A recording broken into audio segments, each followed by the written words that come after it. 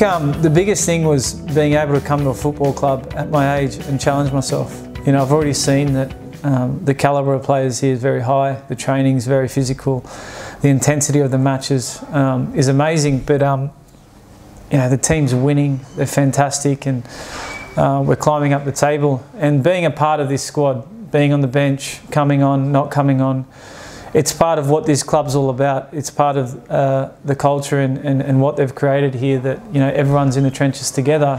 Millwall make their presence felt, and Cardiff City feel the full force of the Den. And having that mindset and mentality, looking to go to another World Cup, is a perfect recipe for me to give myself every possible chance. And if I get there, it'll be amazing, you know. And if I get there, then I want to be competitive. And I'm lucky enough that I've got that opportunity with Millwall to prepare me for such a big competition if selected. Arrived here as a 16-year-old, then went to make his fortune elsewhere, but now he is back in this corner of South East London. You made your first debut for the club in 1998. Fast forward 20 years, here you are again. What was that like to run out in front of the pack den? The second time, it was very emotional, but at the same time, it's very special.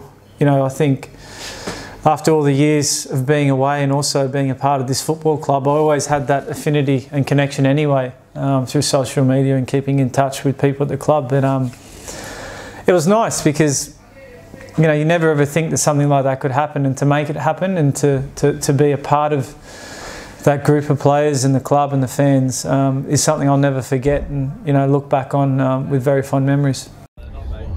Battling it out, Mr. Mario Kart. James Meredith, you first linked up with Tim while playing for the Socceroos in 2015.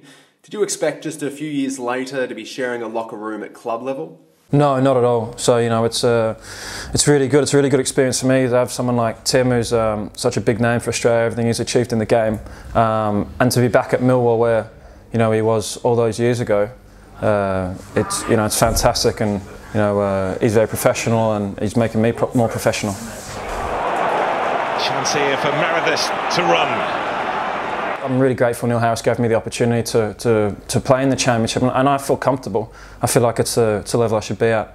It's been a couple of years since you've last featured for the Socceroos. What would it mean to be involved with the national squad in a World Cup year?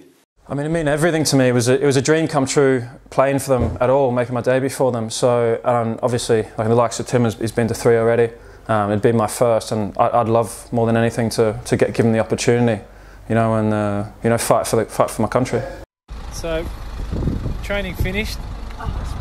Say a walk, come to pick him up for a coffee, I met, and he's taking the dog for a walk. Kristian, something you have in common with the men sitting next to you is you left Australia to chase a dream of playing in Europe. What was the motivation in doing that? Yeah, I think it was just more having an opportunity to come over here, because I always knew that I wanted to play in Europe. So yeah, the opportunity came forward, and I guess I took my chance. And here I am. And how has it been learning from both Tim and James? Well, when I was younger, you know, I used to watch Tim, so that's a dream come true for me. But for all the younger boys, it's a positive thing to both look up to these two boys, and just for myself as well, to look forward and look for that first team position.